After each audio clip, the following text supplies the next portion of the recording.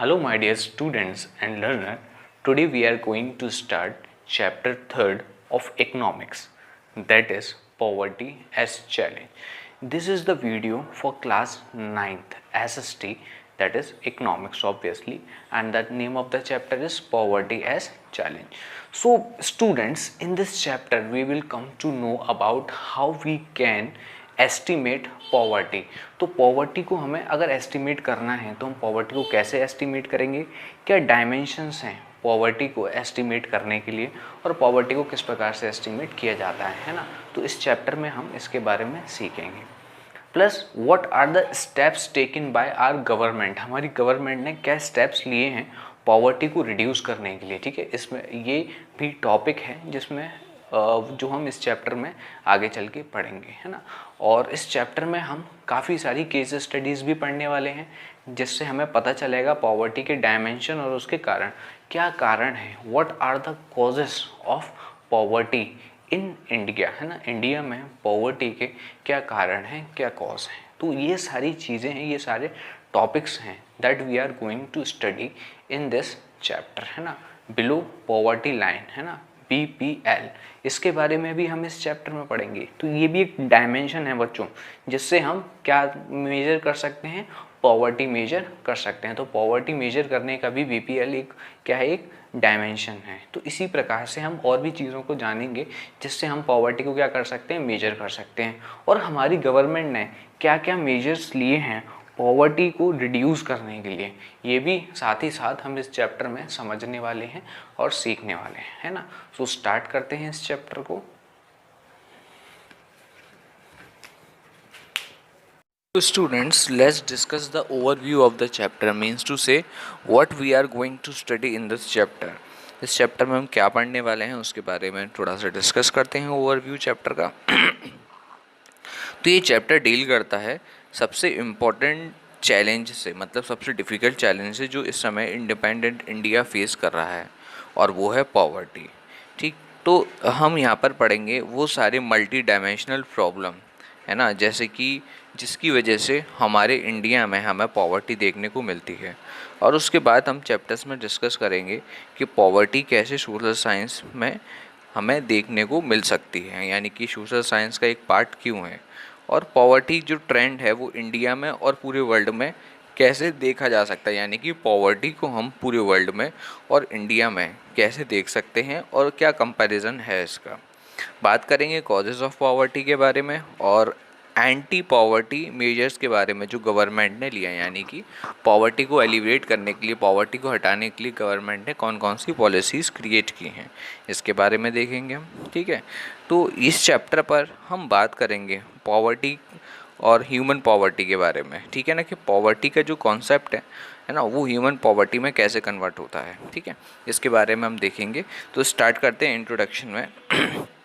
In our daily life, हम अपनी daily life में, है ना, ऐसे लोगों के बारे में सोचते हैं जो पुअर होते हैं, है ना, यानी they could be landless labour in the village और people living in over crowd झुग्गीज इन सिटीज़। अगर मैं बात करूं गांव की, है ना, तो ये ऐसे लोग हो सकते हैं जो लैंडलेस लेबर होते हैं। ठीक है ना, लेबर होते हैं और जिनके पास ज़मीन नहीं होती विलेज में, या फिर शहर में ये ऐसे लोग हो सकते हैं जो कि झुग्गीज़ में, यानी कि झोंपड़ी में रहते हों, ओवर क्राउडेड झोंपड़ीज़ में रहते हों सिटी में।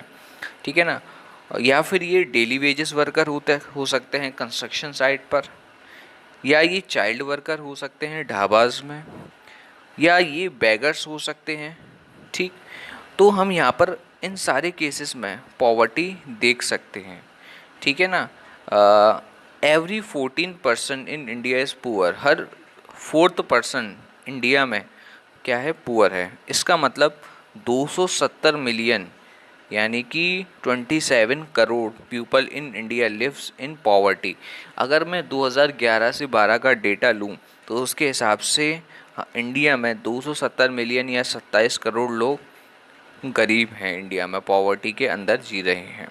ठीक है ना, इसका मतलब ये भी है कि इंडिया सबसे लार्जेस्ट सिंगल कॉन्सेंट्रेशन है पुअर का पूरी दुनिया में। देखिए, अब ये जो चैलेंज है हमारे सामने पॉवर्टी का, इसको हम समझते हैं। अब यहाँ पर दो टाइप के अब हम केसेस देखेंगे। पहले देखेंगे अर्बन केसेस और फिर देखेंगे रूरल केसेस। ठीक, यहाँ पर पॉवर्टी को हम शहरी एरिया में कैसे देखते हैं और गांव के एरिया में यानी कि रूरल पॉवर्टी में हम कैसे देखते हैं। तो बात करते हैं सबसे पहले अर्बन केसेस की। तो अर्बन केस में हम एक केस स्टडी पढ़ने वाले हैं, है ना, शहर की है। अब देखिए इसमें 33 ईयर ओल्ड राम शरण, यानी कि 33 ईयर ओल्ड 33 साल का एक व्यक्ति जिसका नाम क्या है, राम शरण, जो कि वर्क करता है डेली वेजेस लेबरर के तौर पर। कहाँ पर, वीट फ्लोर की मिल में, जो कि रांची के पास झारखंड में है। यानी कि एक व्यक्ति है जिसकी उम्र 33 साल है, जिसका नाम राम शरण है ना, और वो मिल में काम करता है। ठीक है, अच्छा, वो महीने के 1500 रुपये कमा लेता है ना, जब उसको employment, when he find employment which is not often, जब उसको एम्प्लॉयमेंट मिलता है पूरे महीने तक, है ना, पूरे महीने में उसको रोज़गार मिलता है, तो ये 1500 रुपये महीने के वो कमाता है। ठीक है, और उसको कभी कभार ऐसा भी होता है कि रोज़गार नहीं भी मिलता, है ना। ये मनी उसके लिए काफ़ी नहीं है, और उसकी फैमिली के लिए भी एक मनी पर्याप्त नहीं है। ठीक है ना, उसकी फैमिली में 6 मेंबर्स हैं। ठीक है, जिसमें उसकी वाइफ और उसके 4 बच्चे हैं। ठीक है, age between 12 years to 6 month, यानी कि उसकी जो बच्चों की उम्र है वो उम्र उसकी 12 साल से लेके 6 महीने के बीच में है। ओके, रामशरण की स्टोरी आगे बढ़ती है। He has sent money home to his old parents who lives in village near Ramgarh. इसके अलावा देखिए 6 मेंबर हैं उसकी फैमिली में उसे मिला के, उसके अलावा उसको पैसा भेजना होता है उसके वृद्ध माँ बाप को, यानी कि ओल्ड पेरेंट्स को, जो कि विलेज के पास रहते हैं रामगढ़ के। ठीक, उसके जो फादर हैं वो लैंडलेस लेबर हैं और वो राम शरण पर डिपेंड हैं, और उसके भाई पर डिपेंड्स हैं जो कि हज़ारीबाग में रहता है ना, अपने सब्सटेंस के लिए। ठीक है ना, अपनी जीविका कमाने के लिए उसका भाई हज़ारीबाग में रहता है। तो उसके फादर हैं रामशरण के, ठीक है ना, जो कि रामशरण की इनकम पर डिपेंड है। इसके अलावा रामशरण का एक भाई है जो कि हज़ारीबाग में रहता है। तो Ramsharan lives in 1 room rented house in a crowdy basti in the skirt in the outskirt in the city. यानी कि ये है कि जो रामशरण है वो एक रूम में रहता है जो कि रेंटेड रूम है, यानी कि उसने किराए पे ले रखा है वो रूम, और वो रूम एक बस्ती में है, ओवर क्राउडेड बस्ती में है। ठीक है, जिसमें पहले से ही काफ़ी ज़्यादा लोग रहते हैं, और ये जो बस्ती है वो सिटी के बाहरी एरिया में, आउटस्कर्ट में है। ठीक, अच्छा, it's a temporary shack built of bricks and clay tiles, है ना, और वो जिस रूम में रहता है वो ऐसा रूम है, मतलब जो कि कच्ची ईंटों से बना है। ठीक है ना, और कुछ मसाले लगा के वो बना है, मतलब कुल मिला के जो उसका घर है वो भी अस्थाई है। ठीक, उसकी जो वाइफ है जिसका नाम शांता देवी है, वो वर्क करती है पार्ट टाइम मेड के रूप में कुछ घरों में। ठीक है, और वो मुश्किल से महीने के 800 रुपये कमा पाती है। दे मैनेज अ मर्ज meal of dal and rice twice a day. वो बहुत मुश्किल से दिन में 2 बार दाल और चावल खा पाते हैं।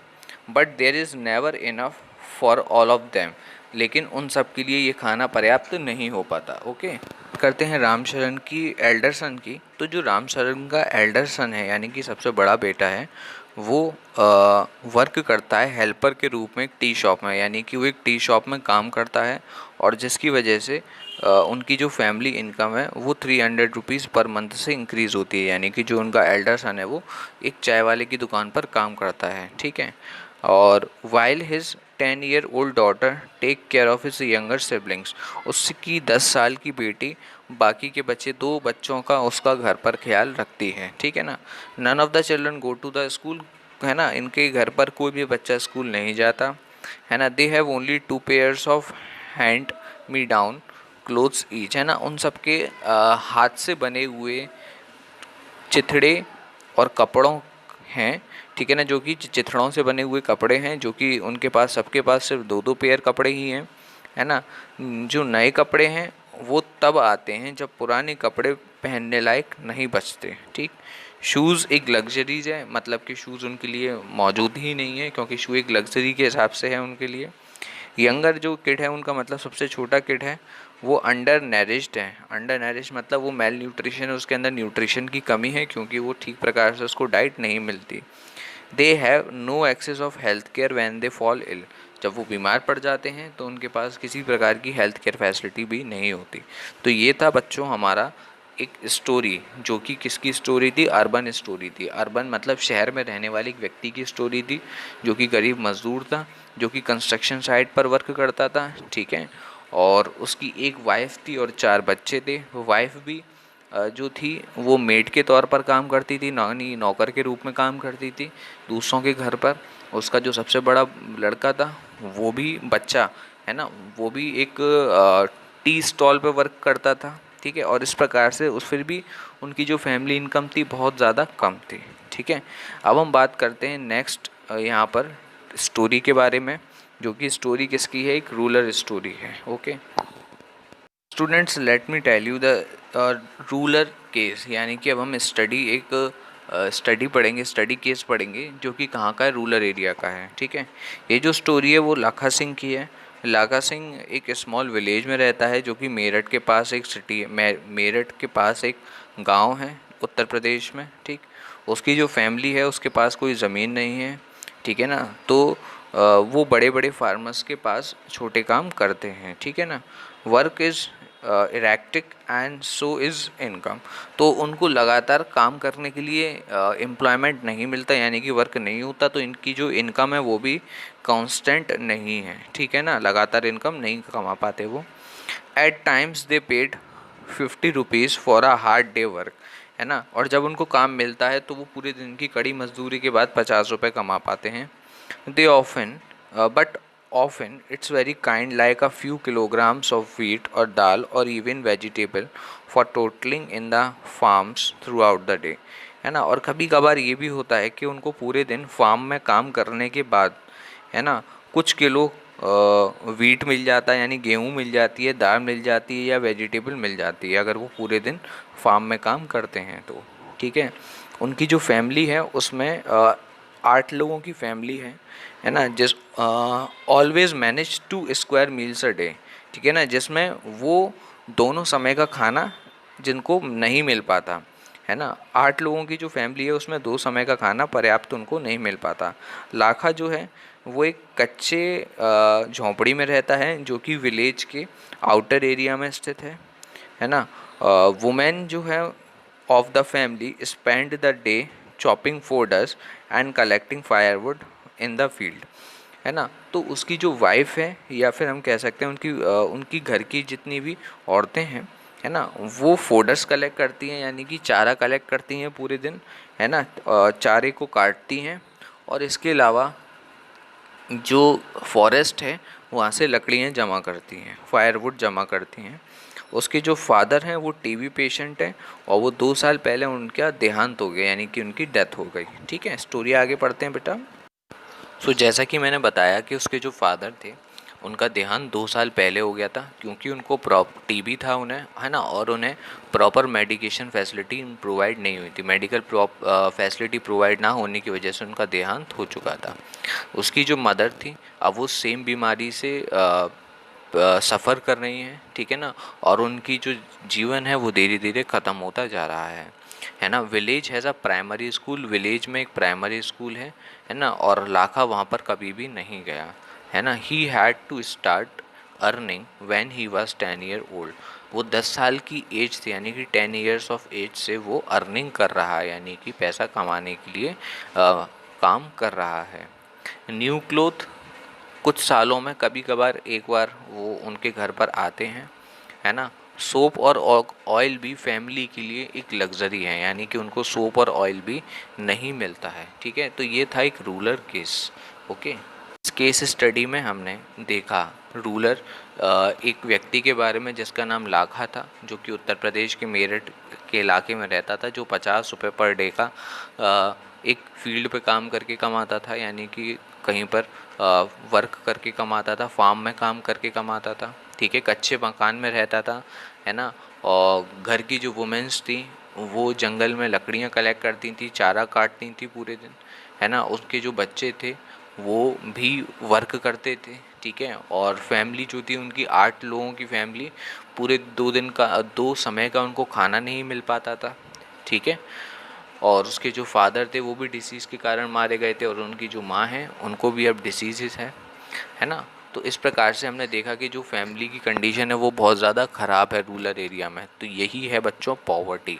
अब हम यहाँ पर कुछ डायमेंशन पे इसमें कंपैरिजन करते हैं, ठीक है। यहाँ पर जो हमने केस स्टडी पढ़ी थी, उस केस स्टडी में हम उस केस स्टडी को कंपेयर कर सकते हैं कुछ इन यहाँ पर आपके कुछ पॉइंट्स दे रखे हैं, तो उन पॉइंट्सों से हम उस केस स्टडी को रिलेट कर सकते हैं, दोनों केस स्टडी को। जैसे कि लैंडलेसनेस, है ना, unemployment, size of the family, illiteracy, poor health care, और या फिर mail nutrition, child labour, helplessness, है ना। तो यहाँ पर दोनों ही स्टोरी में हमने देखा कि जो गांव में काम करने वाला लाखा था वो लैंडलेस लेबर था, दूसरी तरफ जो शहर में काम करने वाला व्यक्ति था वो अनएम्प्लॉयड था, ठीक है ना। उसके पास रोज़गार नहीं था, टेम्परेरी था उसका रोज़गार, परमानेंट रोज़गार उसके पास नहीं था। दोनों की फैमिली का ही साइज़ ज़्यादा था, दोनों की ही फैमिली में एजुकेशन का अभाव था, लिटरेसी थी, दोनों के पास पुअर हेल्थ केयर फैसिलिटी थी, और कुछ उनके बच्चों में मेल न्यूट्रिशन भी देखा जाता था, है ना। दोनों की फैमिली के बच्चे ही चाइल्ड लेबर करते थे, है ना, और हेल्पलेसनेस की एक सिचुएशन थी। तो ये थे कुछ केसेस ऑफ पॉवर्टी जो हम अपने आसपास देख सकते हैं, और इन चीज़ों से हम उन्हें रिलेट कर सकते हैं, ओके।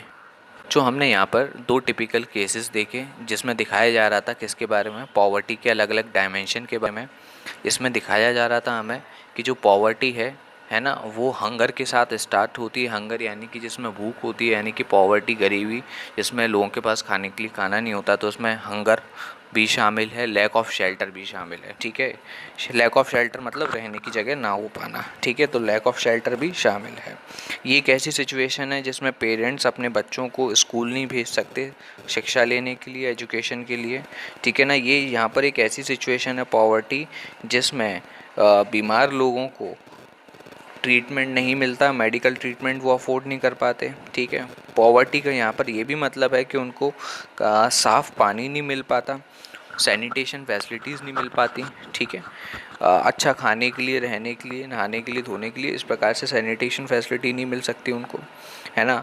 पॉवर्टी का मतलब ये भी है कि उनके पास कोई रेगुलर जॉब नहीं है ताकि वो मिनिमम अमाउंट ऑफ मनी वो अर्न कर सकें अपनी फैमिली के लिए, ठीक है। तो अबव ऑल वो एक ऐसी सिचुएशन में रहते हैं जो हेल्पलेसनेस की सिचुएशन है, जिसमें उनके पास कोई मदद का साधन भी नहीं है। जो पुअर पीपल हैं वो एक ऐसी सिचुएशन में रहते हैं जहाँ पर वो इल ट्रीटेड, जहाँ पर उनको समाज के हर जगह पर बहुत बुरी नज़रों से देखा जाता है। फार्म्स में, फैक्ट्री में, गवर्नमेंट ऑफिस में, हॉस्पिटल्स में, रेलवे स्टेशन में। Obviously nobody would like to live in poverty, और कोई भी व्यक्ति पॉवर्टी में नहीं रहना चाहता, ठीक है। हमारे सामने जो सबसे बड़ा चैलेंज है इंडिपेंडेंट इंडिया का, वो ये है कि मिलियंस ऑफ लोग, यानी कि जो करोड़ों लोग पॉवर्टी के दलदल में फंसे हुए हैं, उनको वहाँ से निकालना। Mahatma Gandhi always insisted that India would be truly independent only when the poorest of its poor become free of human suffering.